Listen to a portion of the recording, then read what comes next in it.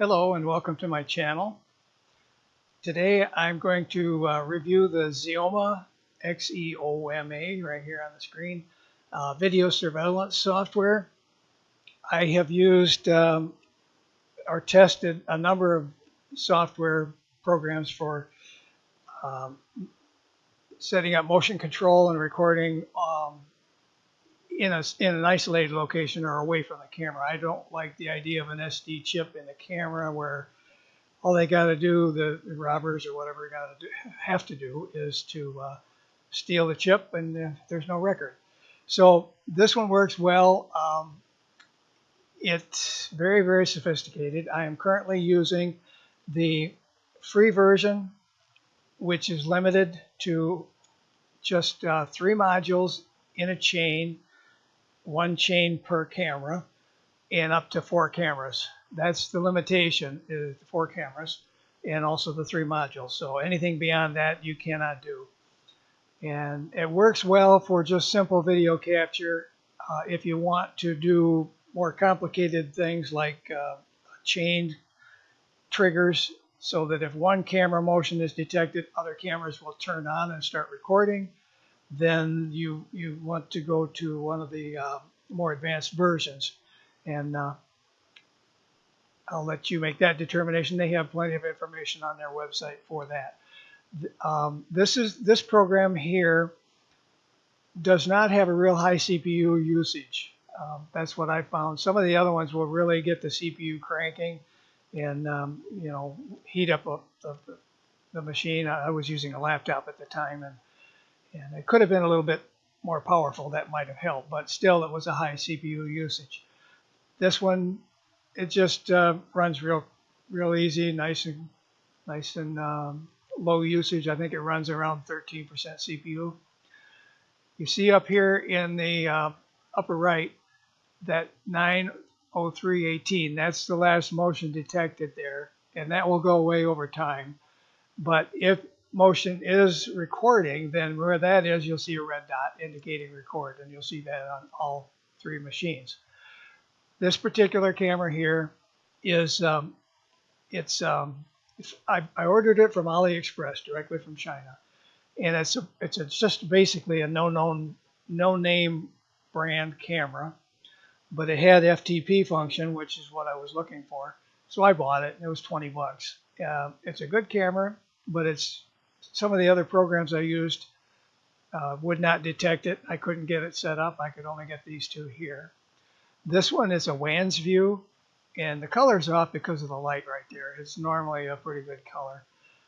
And this one is an Amcrest. And so they were very easy to detect. This one was the first one detected. When you go through and add cameras, I suggest you use search by IP and password. That way you can put the IP address of the camera in and the username and password that has access to it, and it will search based on that. It makes the setup a little quicker and a little easier, and it just works a lot better for me. The Amcrest was a little tricky to get going, and then when I selected this portion to search for it, it came right up. So you can arrange these any way you want. You can, well, I said that, but there is a way to do it. I haven't gone into it that much. Okay, if you record or click on this button right here, it will play back the motion detection from the past 24 hours. So it makes it real easy to see all the motion as it goes by. If you're looking for something in particular, these are the places where there's actually motion detected, and you can advance to those and let it play through. This one is there. I'll go to that. Now that's what that is. This spider is building the web here. That's what that motion was, I think. But anyway, you can pick your various spots, and usually I think you have to go before the motion a few seconds, and then you can't just drag it to a spot. Well, I guess you can, but it doesn't follow It's just where you started the spot.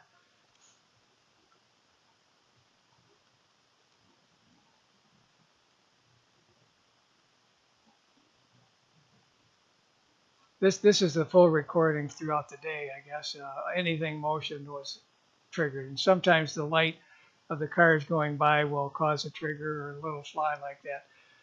But we will go back to the normal view. All right. Let's pick this camera, and we'll go to the settings. This is the chain that this camera is using, and they're all pretty much set the same way. But your camera setting, the camera module here, and this is usually filled in pretty much when it finds the camera, and it picks the best settings for the most part. I didn't have to do anything. When you do the IP search by IP and username, it'll fill that in automatically when you put that in the detect section. I set it to maximum frames per second. This one does not have pan, tilt, or zoom, so that's not set.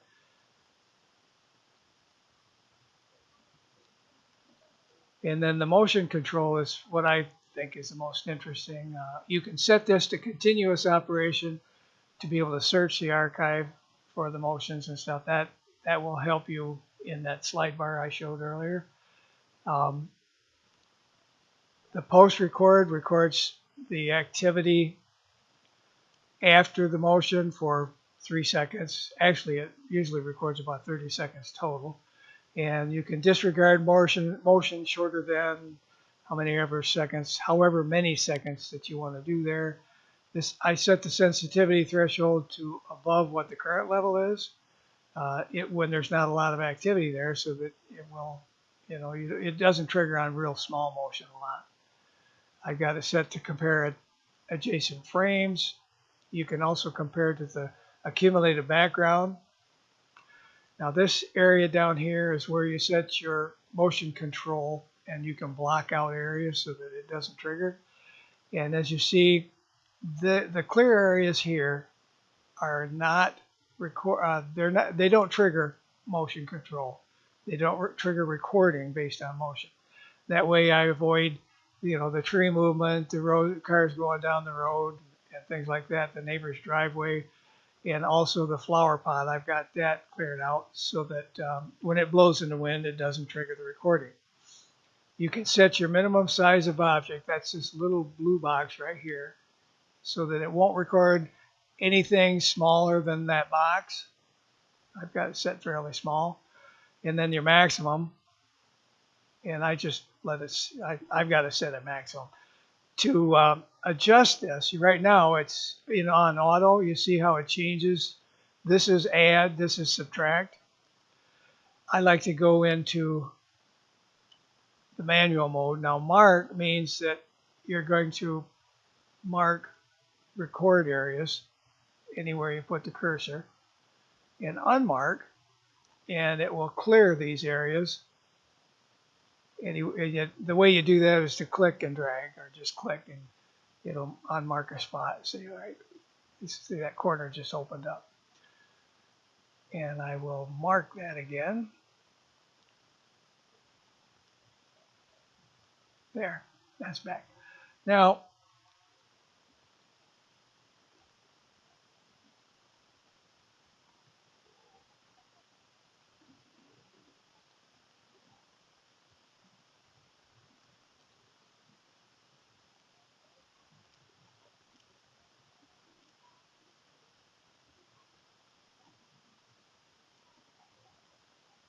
I've got detect only the absence of movement during the recording turned off.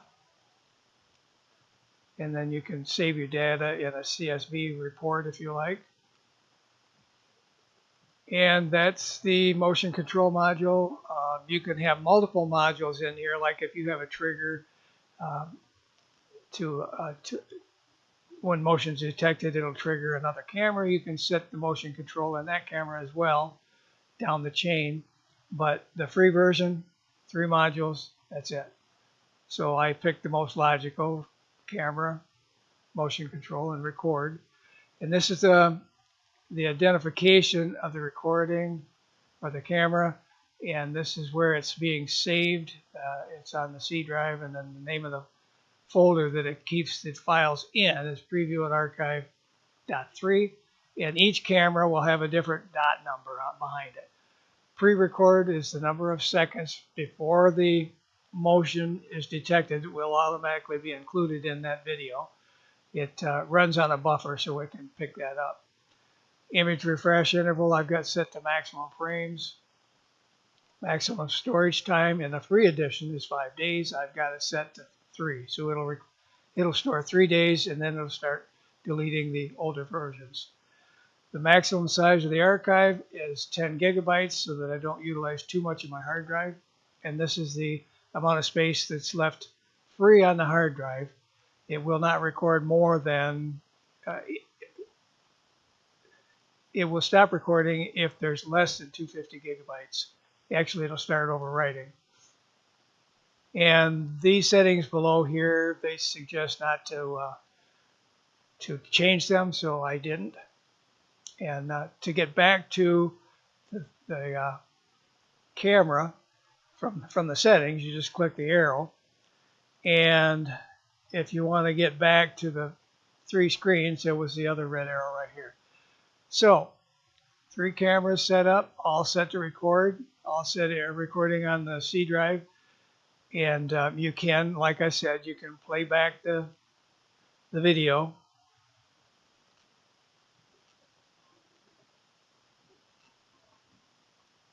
Oh, the camera had a little malfunction there.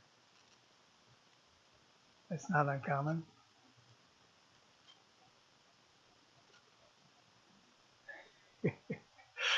The dog, he's quite a boy. All right, back to this video. I think that pretty much sums it up. I've used, like I said, I've used several other surveillance software programs. I found this to be the easiest, the most sophisticated by far. And you can have, if you get into the pro versions, you can have almost unlimited number of cameras, and all the modules that you want to do most anything. There's facial recognition, license plate detection, just so many things that this version has on the paid version. If you've got a good setup that's somewhat complicated, then you definitely want to go to something along the lines of the paid version. And there's different levels that you can pick, so that you only have to pay for the amount of capability that you really want. Give them a look. I'll put a link to the software, or to the vendor, in the description. I hope you enjoyed this. Thank you for watching.